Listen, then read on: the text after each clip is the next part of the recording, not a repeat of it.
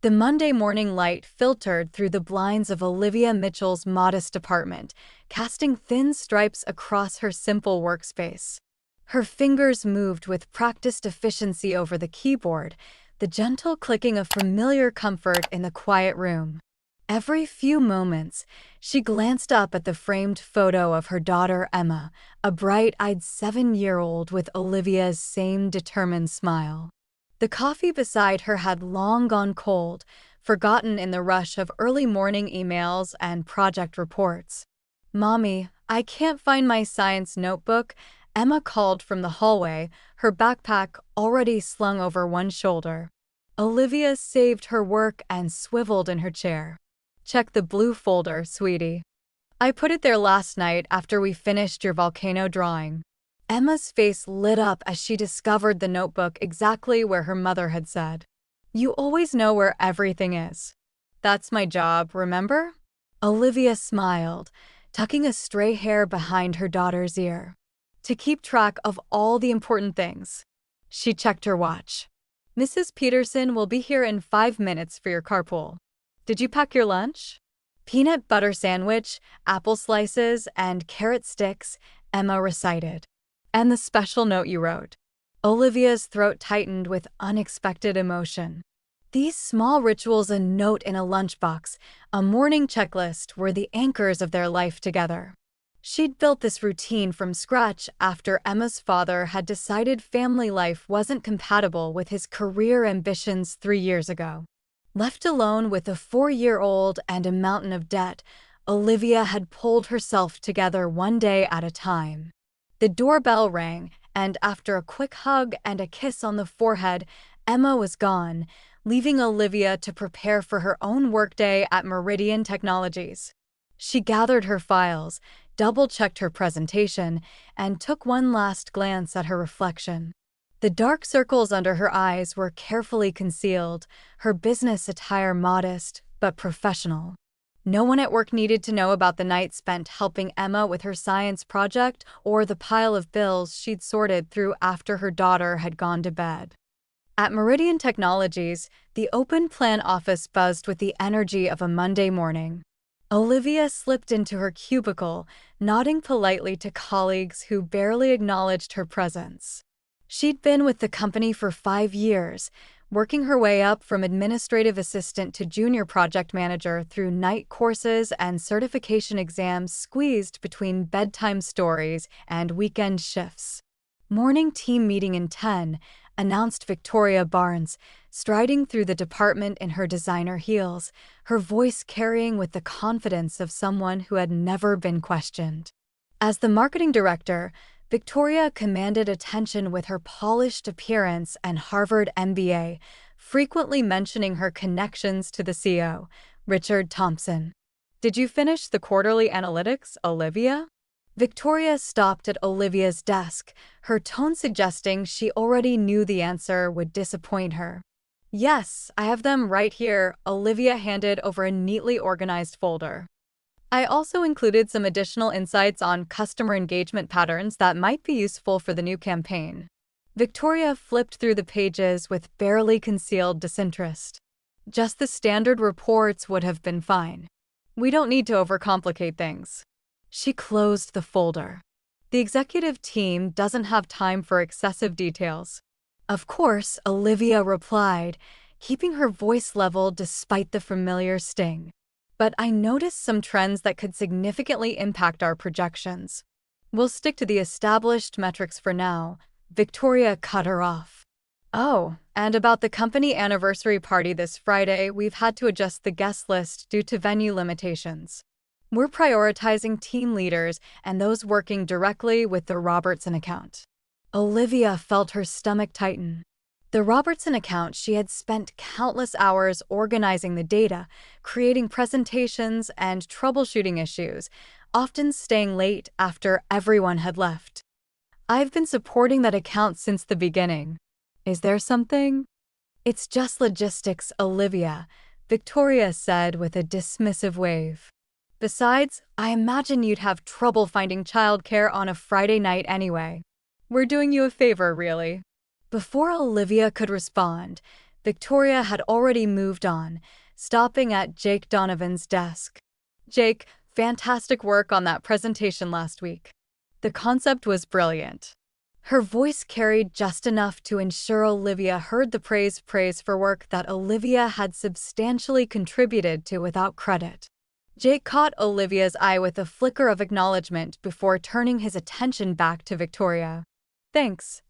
I'm looking forward to presenting the next phase at the party." The message was clear. Olivia was essential for the behind-the-scenes work, but not valued enough to be included in the celebration of its success. She swallowed her disappointment and turned back to her computer, channeling her emotions into productivity as she had learned to do countless times before. Later that afternoon, as Olivia refilled her water bottle in the break room, she overheard animated conversation from the conference room down the hall. "So it's finalized, Victoria is bringing her team to the Robertson dinner next month," Lisa from HR was saying. "All expenses paid at the Gramercy." Richard specifically requested the people who've been instrumental to the account's success. "Guess that means Jake, Victoria, and the Golden Circle," another voice responded. "It's always the same faces in those meetings." Olivia lingered, her hand tightening around her water bottle. She had documented every phase of the Robertson project, created systems to streamline their processes, and even developed the custom analytics tool they now used, yet she was invisible when it came to recognition. As she turned to leave, she nearly collided with a man she didn't recognize.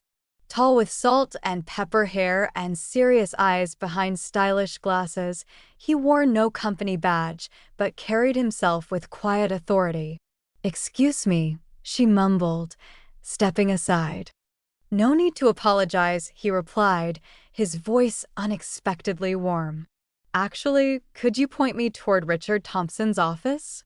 The receptionist stepped away, and I'm afraid I'm a bit lost. "Of course. Down the hall, take a left at the end, and it's the second door on the right," Olivia answered. He smiled, genuine gratitude in his expression. "Thank you. I'm Daniel Wright, by the way. Olivia Mitchell."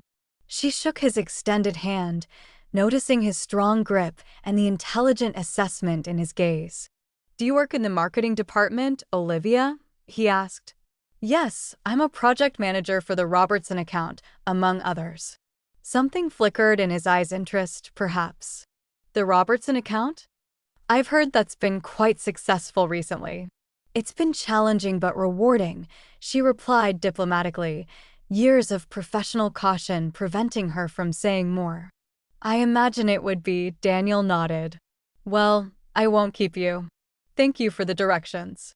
As he walked away, Olivia wondered idly who he was, perhaps a new client or consultant. She pushed the encounter from her mind and returned to her desk, where 3 urgent emails awaited her attention. The week progressed with mounting tension as Friday's company anniversary party approached. Each morning meeting featured updates about the event, which had apparently grown from a simple office celebration to a significant networking opportunity with key clients and industry partners. Victoria made a point of discussing seating arrangements and schedules within Olivia's earshot, while deliberately excluding her from conversations. By Thursday afternoon, the office was buzzing with excitement. Women discussed dresses and shoes while men joked about open bars and after-parties. Olivia kept her head down, focusing on finalizing reports and ensuring all her responsibilities were covered before the weekend. No one asked about her absence from the guest list. It was as though her exclusion was so natural it didn't warrant mention. At 6:30 p.m., well after most of her colleagues had left to prepare for tomorrow's festivities, Olivia was still at her desk, cross-referencing data for the upcoming quarter's projections. The office was quiet except for the distant hum of the cleaning crew's vacuum. "You're here late," a now familiar voice observed. Olivia looked up to find Daniel Wright standing by her cubicle, his suit jacket draped over one arm. "Just finishing up some work," she explained, straightening in her chair. "What brings you back to the office?" "I left some documents in Richard's office earlier." Wanted to retrieve them before the weekend. He gestured at her computer screen. Robertson account again? She nodded. Quarterly projections. They need to be perfect for Monday's presentation. Will you be at the party tomorrow? He asked casually. The question stung more than it should have. No, I won't be attending. Daniel's expression was unreadable. That's a shame. I would have thought anyone working on the Robertson account would be there. Venue limitations, she echoed Victoria's excuse without conviction. Daniel studied her for a long moment. I see. He seemed about to say more, but instead nodded toward her screen. Don't stay too late, Olivia. Some things can wait until Monday. After he left, Olivia found herself wondering again about his role at Meridian. He seemed too interested in her work to be a casual consultant, but she'd never seen him around before this week. Shaking off the distraction, she returned to her task, determined to leave her work impeccable, as always. Friday arrived with an atmosphere of barely contained excitement throughout the office. By noon, people were already discussing when they would leave to get ready. Victoria had approved early departures for her essential team, which naturally excluded Olivia. Someone has to mind the store, Victoria had said with a thin smile when Olivia inquired about coverage for afternoon client calls. Since you're not attending anyway, it makes perfect sense for you to handle any issues that arise. By 3 p.m., the office had largely emptied. Olivia sat alone in the marketing department, monitoring emails and answering the occasional phone call. She had just finished responding to a client inquiry when her cell phone rang Emma's school. Ms. Mitchell? This is Nurse Garcia from Westridge Elementary. Emma has a fever of 101 and she's complaining of a sore throat. You'll need to pick her up as soon as possible. Anxiety surged through Olivia as she glanced at the clock. I'll be there in 20 minutes, she promised, already gathering her belongings and sending a quick email to notify anyone who might need her. The school nurse met her at the front office, Emma pale and quiet beside her. It's probably just a viral infection, the nurse explained as Olivia signed the release form. But she should see a doctor if the fever persists through the weekend. Thanks for taking care of her, Olivia said, wrapping an arm around her daughter's shoulders. Come on, sweetie. Let's get you home. Emma leaned against her mother as they walked to the car. I'm sorry, Mommy. You have to miss work because of me. Olivia's heart constricted. Hey, don't you worry about that. You're the most important thing in my world, remember. She pressed a kiss to Emma's forehead, feeling the heat of her fever. Let's get you comfortable at home, and then I'll make some chicken soup. How does that sound? By evening, Emma's fever had risen despite the children's Tylenol. Olivia sat beside her daughter's bed, applying a cool cloth to her forehead while checking her phone for messages from work. There were none. Everyone was at the party, celebrating without a thought for the woman who had ensured so many of their projects succeeded.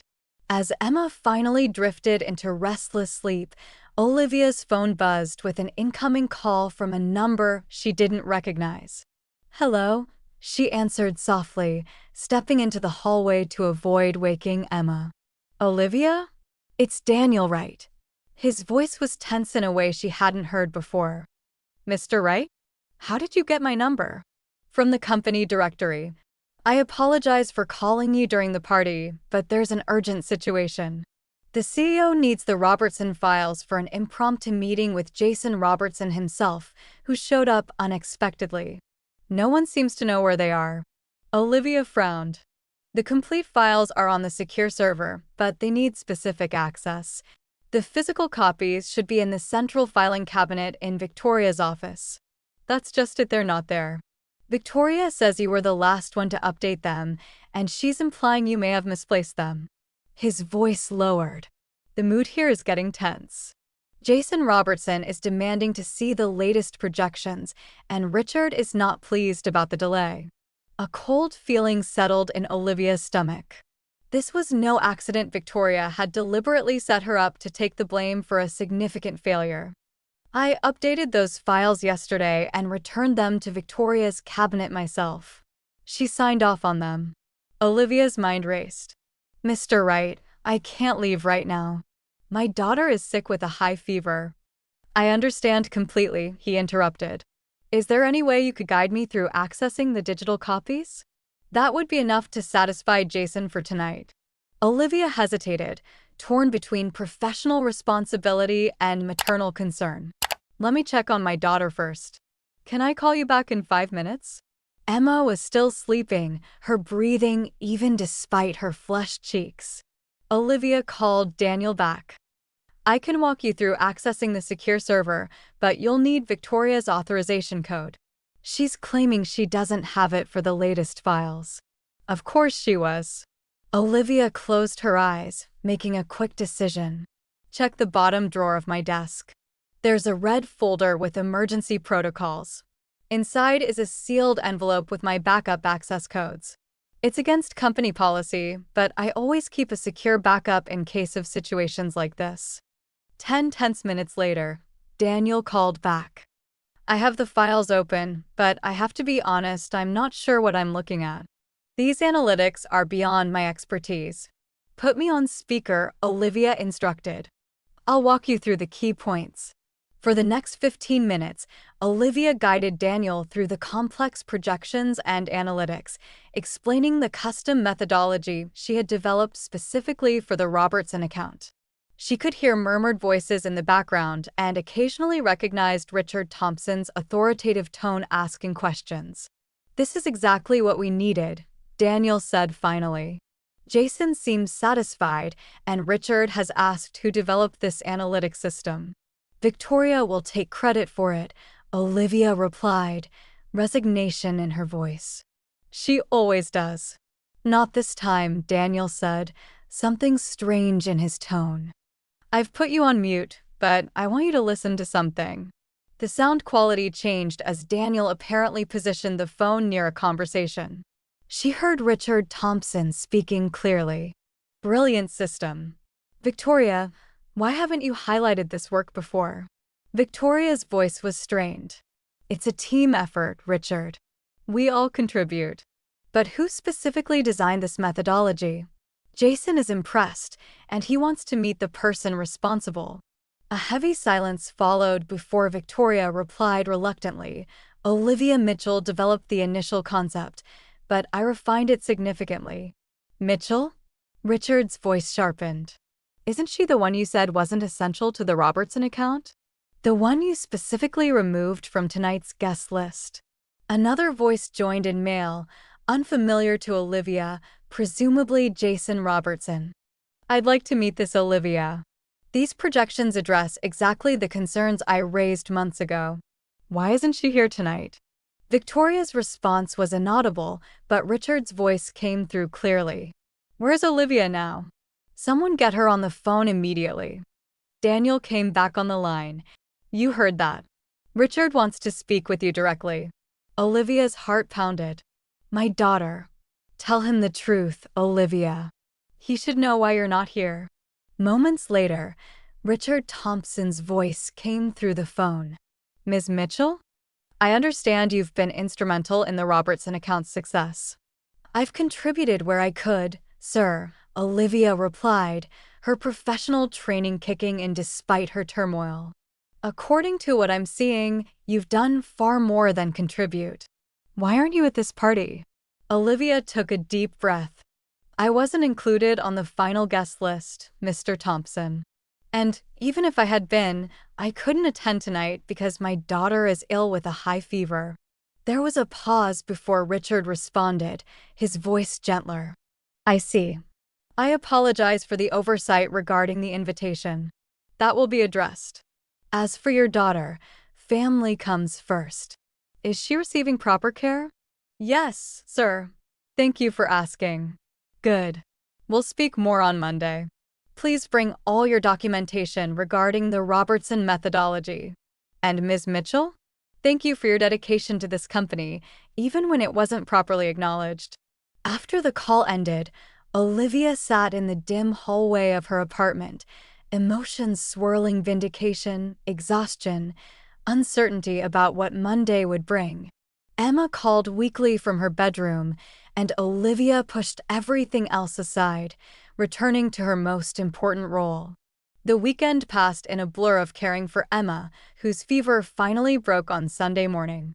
Olivia spent the hours of her daughter's naps organizing her notes and documentation for the meeting with Richard, determined to be thoroughly prepared despite the unexpected circumstances. Monday morning arrived with Emma well enough to return to school and Olivia steeling herself for whatever awaited at Meridian Technologies. She entered the office to find an unusual atmosphere. Colleagues who normally ignored her were glancing her way with curious expressions, and several people offered tentative good morning greetings. Her computer showed 15 new emails, the first from Richard Thompson himself, requesting her presence in the executive conference room at 9:30 a.m. Victoria was conspicuously absent from the morning department check-in, her office door closed and lights off. At precisely 9:30, Olivia knocked on the conference room door, her portfolio of documentation tucked under her arm. "Come in, Ms. Mitchell," Richard called. She entered to find not only Richard, but also Daniel Wright and two people she recognized as board members. There was no sign of Victoria. "Please have a seat." Richard gestured to an empty chair. "I believe you've met Daniel, right?" Daniel smiled at her, and for the first time, she noticed a company badge clipped to his suit jacket with Chief Operations Officer printed beneath his name. "You're our COO," she blurted out, then immediately regretted her unprofessional reaction. Daniel's smile widened. "As of last week, yes. I've been conducting an organizational assessment before officially announcing my position. Getting to know the company from the ground up, you might say." Richard leaned forward. "Ms. Mitchell Olivia, we owe you an apology. It's become clear that your contributions have been systematically downplayed and your work appropriated by others. That ends today." For the next hour, Olivia presented her methodology and systems while the executives asked thoughtful questions. No one interrupted her or tried to claim credit for her ideas. When she finished, Richard exchanged glances with the board members before addressing her again. "We'd like to offer you the position of Director of Analytics and Client Services, reporting directly to Daniel." Victoria Barnes has been removed from her role, effective immediately. Her actions regarding the Robertson account and her treatment of staff were the final instances in a pattern of behavior we can no longer tolerate. Olivia struggled to find words, overwhelmed by the sudden shift in her professional trajectory. "Thank you for the opportunity, but I should be transparent. I'm a single mother with a young daughter. There will be times when family obligations." "Like when your child has a fever?" Daniel interjected gently. "Meridian is revising its family policies across the board. We believe talented professionals shouldn't have to choose between caring for their families and advancing their careers. We can discuss flexible arrangements that work for both you and the company," Richard added. "What we value is your insight, your methodology, and your dedication, not whether you can attend every after-hours event." 3 months later, Olivia stood in her new office, watching through the glass wall as her team collaborated on a project she had designed. The Robertson account had expanded into a full partnership, with Jason Robertson specifically requesting Olivia's involvement in all aspects of the relationship. A knock at her door drew her attention. Daniel leaned against the doorframe, a familiar red folder in his hand. "The quarterly results are in," he announced, entering and placing the folder on her desk. "Robertson's numbers are up 32% since implementing your full system. The board is more than pleased." "It's been a team effort," Olivia replied, echoing Victoria's words, but meaning them genuinely. Daniel smiled. "Speaking of teams, I wanted to invite you personally to the summer gathering next weekend. It's a family event. Employees' children are not just welcome but encouraged. Emma might enjoy the face painting and games." "We'd love to come," Olivia said, returning his smile. As Daniel turned to leave, he paused. I never properly thanked you, you know. For what? 20 years ago, when I was an intern at Hargrove Industries, a junior analyst took the time to show me how database systems worked. She stayed late, missing a company party to help me fix a critical error I'd made. That analyst was you, Olivia. You probably don't remember. At the Chicago office? Olivia's eyes widened. You were the summer intern who was about to be fired for corrupting the client database. Daniel nodded, his expression softening with the memory. You saved my career before it even started. When Richard mentioned he was looking for a COO for Meridian, I remembered you worked here. I didn't know if you'd still be the same person who helped a terrified intern all those years ago. He gestured toward her team beyond the glass wall. I'm glad to see you are. After Daniel left, Olivia stood by the window, watching the city bustle below. She thought about the paths that had led her here, the struggles and disappointments, the quiet dignity she had maintained throughout, the determination to create a better life for Emma. There had been no dramatic confrontation with Victoria, no public humiliation of her former boss, just the natural consequences of actions finally caught up with their perpetrator. 1 year after that fateful company party, Meridian Technologies held its anniversary celebration at an elegant downtown venue. Olivia, now a respected executive with her own department, stood on the stage beside Richard and Daniel, accepting an award for innovation in client analytics. Looking out at the audience, she saw Emma sitting in the front row beside Mrs. Peterson, who had become a dear friend and occasional caregiver. Her daughter's face shone with pride, her small hands applauding enthusiastically. Success isn't just measured in numbers, Olivia said into the microphone, her voice steady and clear. It's measured in the integrity with which we conduct ourselves, the respect we show one another, and the courage to recognize value where it truly exists. As applause filled the room, she caught sight of a familiar face at a distant table, Victoria Barnes, now working for a smaller competitor, watching with an unreadable expression. Their eyes met briefly across the crowded room, and Olivia offered a small, genuine nod. Not of triumph or vindication, but of simple acknowledgement. They had both moved forward on the paths they had created for themselves. Later that evening, as Olivia and Emma walked hand in hand toward their car, her daughter looked up with curious eyes. Mom, are you happy now that you're a boss? Olivia considered the question carefully. I'm happy because I get to do work that matters, with people who value it. But mostly, I'm happy because I have you, and we have a good life together. That's what really counts. Emma nodded sagely, as though this confirmed something she had already known. That man, Mr. Daniel, he looks at you the way Prince Charming looks at Cinderella in my book. Olivia laughed softly, squeezing her daughter's hand. Does he now? Well, real life is more complicated than fairy tales. But sometimes it has happy endings too, right? As they reached the car, Olivia glanced back at the glittering venue where her colleagues continued celebrating, where her work was now properly valued, where a future of possibilities stretched before her, not perfect, but genuine and earned through her own quiet strength.